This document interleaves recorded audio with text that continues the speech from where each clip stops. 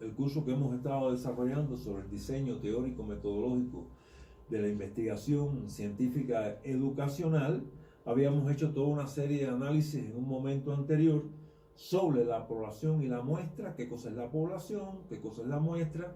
Habíamos hablado del empleo estadístico, habíamos hablado de la estadística descriptiva, de la estadística inferencial, y un elemento importante que habíamos resaltado es que cuando trabajamos con población y muestra, estamos comprometidos no solo a trabajar con estadística descriptiva, sino además con estadística inferencial, con el objetivo de poder hacer una inferencia científica, verdaderamente científica, de lo que se cumple en, digamos, la muestra que hemos investigado, porque sabemos que investigamos la muestra, aplicamos los instrumentos investigativos en la muestra y después entonces tenemos que extrapolar y decir que aquello que se cumple en la muestra de hecho se cumple en la investigación.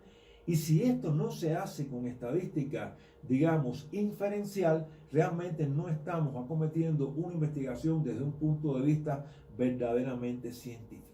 Y habíamos dicho también en una ocasión anterior que en el momento de llegar a esta parte del diseño metodológico de la investigación, teníamos que seleccionar si trabajar con población y muestra o trabajar con unidades de análisis. Ahora vamos a presentar las unidades de análisis y vamos a hacer una comparación de las unidades de análisis con respecto a lo que es el trabajo con la población y la muestra. Con las unidades de análisis también tenemos que establecer niveles de precisión. Tenemos que particularizar cuáles son las unidades de análisis. Por ejemplo, aquí estamos en presencia ya de una microinvestigación que se acerca mucho más a lo que son los estudios de casos. Vean ustedes que en el caso de población y muestra son investigaciones ampliamente numeralizadas, son macroinvestigaciones, ha implicado muchos factores en el proceso investigativo, pero en el caso de el uso de las unidades de análisis es cuando estamos ante la presencia de investigaciones más cercanas a estudios de casos, de investigaciones donde hay valores numéricos más restringidos. Y entonces aquí tenemos ya un criterio de selección. En las macroinvestigaciones, en las investigaciones ampliamente numeralizadas, como no podemos trabajar con el todo, que es la población, entonces seleccionamos una población y una muestra. Sin embargo, en estas poblaciones que están menos numeralizadas, que se acercan más a los estudios de casos, que son las que podríamos llamar microinvestigaciones, aquí es donde vamos a utilizar las unidades de análisis. ¿Cómo podríamos comprender esto? Por ejemplo, una unidad de análisis donde yo voy a aplicar los instrumentos investigativos podrían ser los directivos académicos.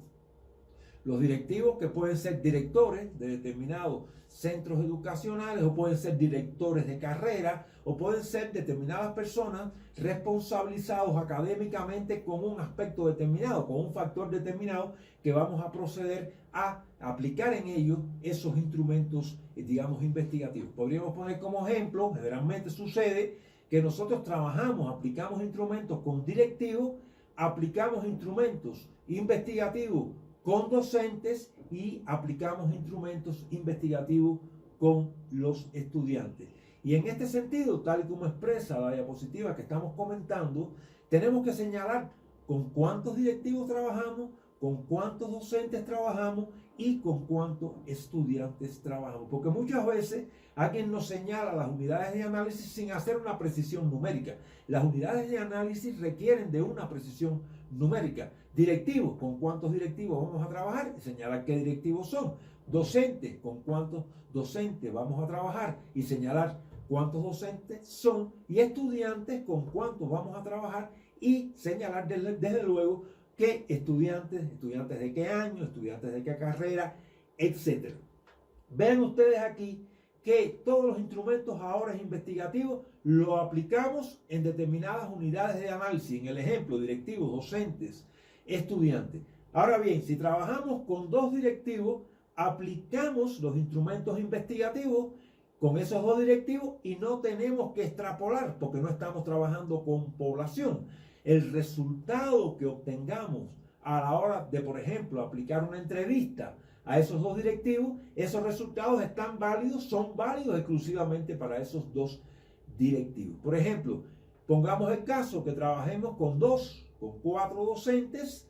Es un número en el cual podemos evidentemente aplicar nuestra instrumentación investigativa, pues podemos trabajar, si hay 4 docentes, digamos, en una carrera, no hay grandes conflictos para trabajar con los 4 docentes. A lo mejor los entrevistamos, que como son pocos, es posible la entrevista que puede ser grupal, que puede ser personal, y entonces de hecho el resultado que tengamos, digamos, con estos 4 docentes es un resultado válido para esos 4 docentes y no tenemos que extrapolar porque no estamos trabajando con población.